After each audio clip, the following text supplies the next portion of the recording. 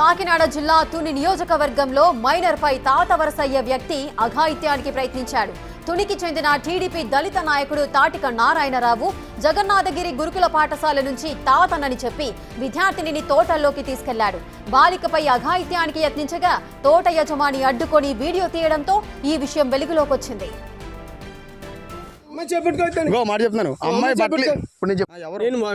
Municipality council నేను ఎక్కడ municipality council ఇలా తీసుకొచ్చి తోటలో తీసుకొచ్చి అమ్మాయిని పాడు చేస్తున్నావా? పాడు చేస్తాం మేము. అమ్మాయి బాత్రూమ్ కూర్చుందంటే అమ్మాయి ఏంటి అమ్మాయి చేపట్టుకుంటాను.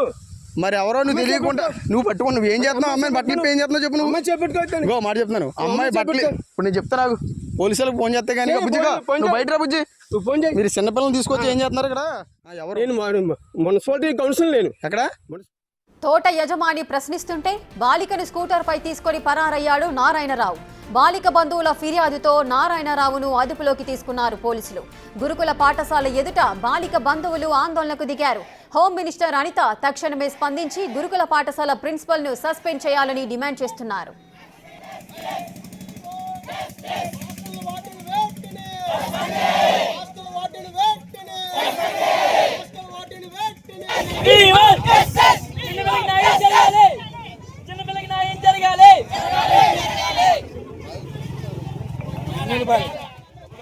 కాకినాడ జిల్లాకు చెందిన వైసీపీ నేతలు మహిళా విభాగం బాధిత కుటుంబానికి పరామర్శించింది. విషయాన్ని రాజకీయ కోణంలోకి తీసుకుని వెళ్లొద్దంటూ పోలీసులు సూచిస్తున్నారు. కొత్తగా వచ్చిన టీచర్స్ ఇన్ఛార్జ్ ప్రిన్సిపల్ గా వ్యవహరిస్తున్నారు. పర్మిషన్ కావాలని ఒక లెటర్ వచ్చిందని హౌస్ టీచర్ చెప్పిన తర్వాత బాలికను పంపడానికి అనుమతి ఇచ్చామని ప్రిన్సిపల్ చెబుతున్నారు.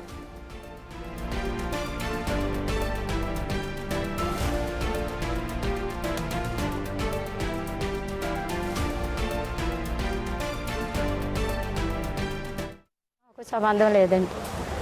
అది ఇంకా ఇంటి పేరు లేదు, మేము ఒక ఇంటి పేరు లేదు బాబు. అతను ఉప్పుకూరలోకి మేము వెళ్ళాం, మేము ఉప్పుకూరలోకి వాళ్ళు రారండి. అలాంటిది అప్పుడు మా పిల్లని పిలిచాడంటండి ఒకరోజు.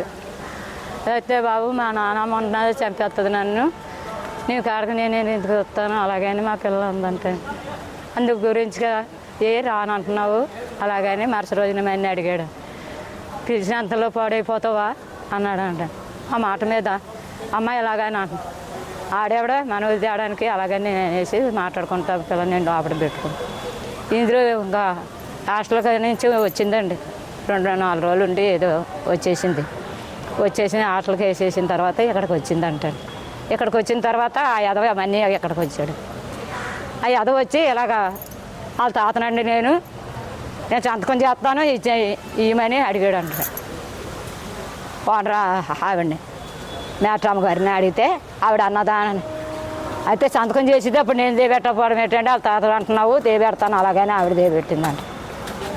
అది తీసుకోవడం అక్కడికి వెళ్ళిపోయాడు అంటండి. సముద్ర పక్కకి ఆ పిల్లని కొట్టాడు అంటండి. కొట్టి ఆ పొలంగా గుడ్లు ఆడే చింపేసాడు అంటండి. చింపేస్తే చర్యగా దాన్ని మాట్లాడుకుంటా ఆ పిల్ల అజయ్ అలాగా కట్టుకొని మాట్లాడుకుంటా మనీ ఆడు బండి ఎక్కమంటే ఎక్కేసి వచ్చేసిందంట. ఇక్కడ దేబెట్టాడు అంటండి. అప్పుడన్నా ఇప్పుడు ఫోన్ చేయాలి కదండి బాబు, మాకు ఫోన్ చేయలేదండి. అలా 2 ట్రిప్పులు చేసాడంటండి. 2 ట్రిప్పులు చేసినప్పుడు అన్న 2 ట్రిప్పులు అమ్మాయి ఇలాగ అంటున్నాడు ఫలానా అతను ఇలాగ తాత అంట. ఆ తాత ఏ తాత చూసుకోండి. ఇక్కడ రావడం అయితే పిల్లకాడకి ఓ రోజు వాళ్ళ నాన్నమ్మ వచ్చింది.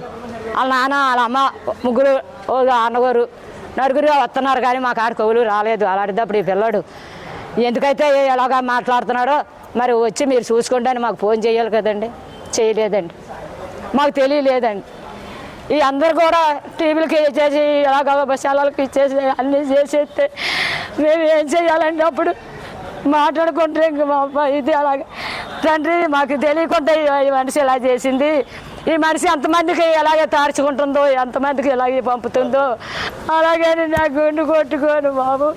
నేను రాత్రి ఆయన పట్టుకొని ఆ స్టేషన్కి వేసేస్తే ఆ స్టేషన్ నుంచి స్టేషన్కి వేసేసారండి బాబు. అని చూడండి అంత కథ నేర్పుతున్నారు వీళ్ళు. ఏం చేయను బాబయ్య, నేను చూస్తే లేని వాళ్ళు మేము అడుక్కొని తిని వాళ్ళమి.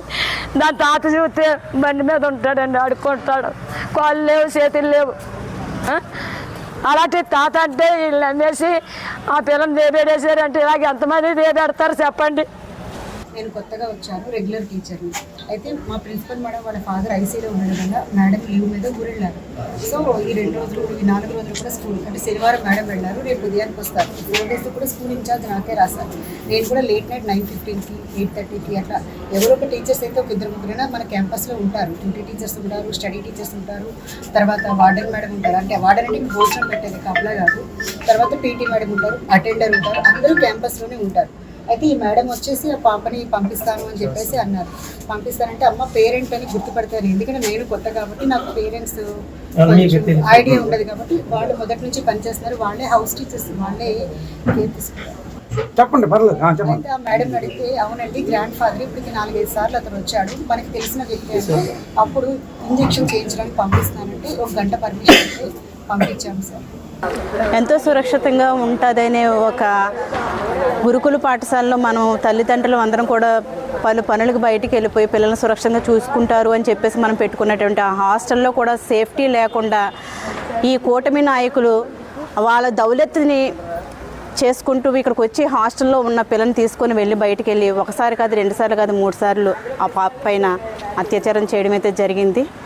ఆ పాప మేము కూర్చోబెట్టి మాట్లాడితే డిపార్ట్మెంట్ వాళ్ళకి వీళ్ళందరూ కూడా పాప భయపడుతుంది. ఆ పాపకు జరిగినటువంటి అన్యాయాన్ని పాప మాకు తెలియజేయడం జరిగింది. బిడ్డలని మేము తల్లిదండ్రులు పనులకి వెళ్ళిపోయి మేము బిడ్డలను కాపాడుతారు కదా అని చెప్పేసి ఆ యాజమాన్యానికి అప్పచెప్పిన యాజమాన్యం అతనికి ఏ విధమైన చుట్టము కాదు, ఏ విధమైన బంధువు కాదు. అలాంటి అతని చేతులకి ఆ బిడ్డను ఎలాగ అప్పచెప్పారు అన్నది మాకు యాజమాన్యం సమాధానం చెప్పాలి. ఆ బిడ్డ పైన జరిగినటువంటి ఈ అగత్యాన్ని ఈ డిపార్ట్మెంట్ వాళ్ళు కానీ లేకపోతే ఈ కూటమి ప్రభుత్వం కానీ ఎటువంటి పరిస్థితులను కాపాడితే మటుకి మేము ఉపేక్షించేది లేదు. మేము అందరినీ కూడా గట్టిగా డిమాండ్ చేస్తున్నాము, కూటమి నాయకులందరినీ కూడాను. ఏంటి మీ పరిపాలన, మీరు చేస్తున్నది ఏంటి, మీ తరపునున్న నాయకులకి మీరు ఎలాంటి దన్నులు ఇచ్చి పంపిస్తున్నారు రోడ్డు మీదకి? అన్ని పుణ్యం తిరిగిన పిల్ల, చిన్నారి పిల్ల మీద ఎంత అగాయిత్యమా, ఎంతటి పిల్ల ఆ పిల్ల మీద ఎంతటి, నీ వయసు ఏంటి, అతని వయసు